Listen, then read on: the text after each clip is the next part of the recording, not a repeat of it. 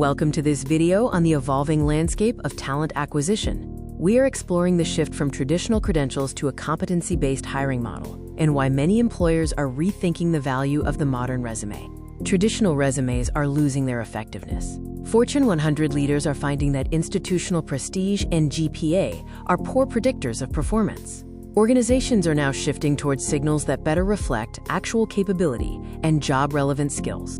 Four pressures are collapsing the signal-to-noise ratio in hiring: credential inflation, the high velocity of the labor market, the rise of AI-generated resumes, and the underuse of proven scientific screening methods. Not all hiring artifacts are equal. While credentials are the most distal from actual performance, competencies provide a mid-range view. Capabilities, demonstrated through realistic work samples, serve as the most accurate predictor of success.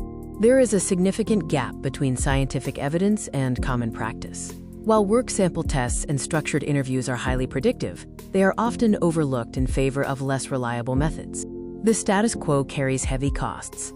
Hiring errors compound, leading to millions in lost productivity, while degree-based filters systematically exclude qualified hidden talent whose non-standard paths don't fit traditional molds. We can map 5 evidence-based interventions by their maturity and demand.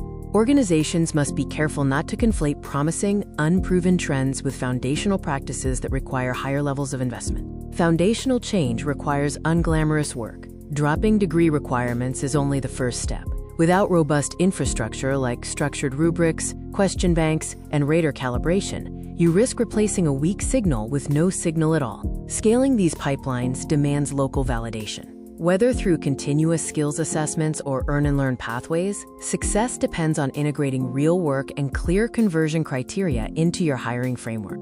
Rebuilding for capability isn't just about hiring, it's about architecture.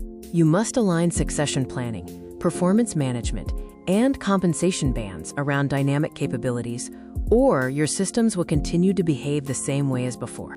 As we solve the signal problem, we encounter the construct problem. Measuring abstract concepts like learning agility requires not just better assessments, but stronger governance to ensure validity. Continuous measurement can amplify ambiguity if the underlying constructs aren't clearly defined. High-frequency data on poorly specified concepts only results in a high-resolution picture of something the organization doesn't fully understand. To replace legacy degrees, capability records must be portable and verifiable. This requires decentralized systems that ensure worker sovereignty and allow for context-preserved demonstrations of skill across multiple employers. Finally, algorithmic selection requires the same rigor as financial controls. Organizations must implement cross-functional governance, documented validation, and adverse impact monitoring to manage the risks inherent in automated hiring systems.